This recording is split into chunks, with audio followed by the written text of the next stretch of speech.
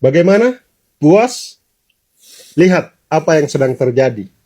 Makassar membara. Gedung DPRD-nya kini hanya tersisa puing dan arang. 3 sampai 4 nyawa melayang. Bukan karena peperangan melawan musuh, tapi karena kita sendiri yang membakar rumah kita. Tumbalnya saudara kita. Jakarta semakin bergejolak. Senen menjadi ladang penjarahan. Toko-toko dijebol, barang-barang diangkut tanpa ampun. Gas air mata bercampur dengan jerit ketakutan rakyat. Bandung, Medan, Surabaya, Yogyakarta, Bengkulu, dan daerah-daerah lainnya, semuanya menyala dengan api dan amarah. Saudaraku, bukankah ini yang diinginkan para provokator itu?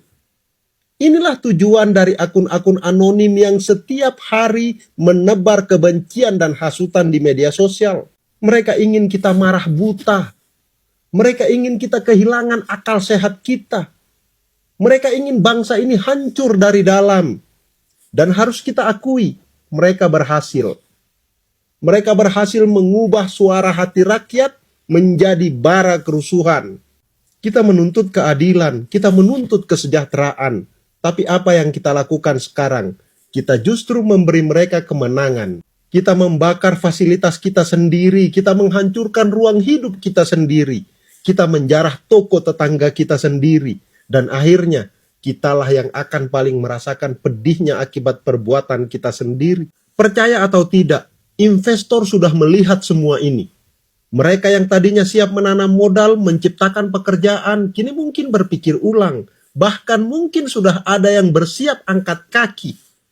Apa artinya? Lapangan kerja kita akan semakin sempit, ekonomi akan semakin terpuruk, dan jangan kaget bila PHK massal segera menyusul. Ini bukan ancaman, ini kenyataan pahit yang akan kita telan jika situasi ini terus dibiarkan. Sadarlah, jangan biarkan kita jadi pion dalam permainan orang-orang yang bersembunyi di balik layar. Mereka menyalakan api, tetapi kitalah yang terbakar. Mereka meniupkan provokasi, tapi kitalah yang kehilangan masa depan. Kita sedang dipaksa saling menyakiti, sementara mereka bertepuk tangan di kejauhan. Hari ini kita harus berani berkata, cukup. Kita boleh marah, kita boleh menuntut hak, tapi jangan sampai kita hancurkan diri kita sendiri. Karena bila bangsa ini runtuh, yang paling menderita bukanlah mereka, melainkan kita, rakyat biasa yang hanya ingin hidup layak dan tenang. Dan kepada pemerintah, para pejabat publik, kami titip harapan. Jangan hanya hadir dengan gas air mata dan barikade aparat. Hadirlah dengan langkah yang menenangkan, bukan menakutkan. Kami tahu, kalian pasti bingung harus berdialog dengan siapa, karena gerakan ini tidak jelas siapa yang mewakili siapa. Masing-masing datang dengan kemarahannya.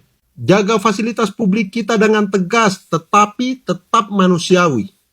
Tindak para provokator digital dan penyusup lapangan tanpa ampun. Dan yang terpenting, tunjukkan bahwa kebijakan negara benar-benar berpihak kepada rakyat kecil agar keresahan tidak lagi menjadi bara yang mudah disulut. Dan satu lagi, perbaiki komunikasi publik kalian. Jaga diksi, jaga kata-kata, jangan sampai menyakiti hati rakyat lagi. Saudaraku, bangsa ini masih punya harapan. Selama kita mau menahan diri, selama pemerintah mau hadir dengan hati, kita bisa keluar dari kegelapan ini. Thank you.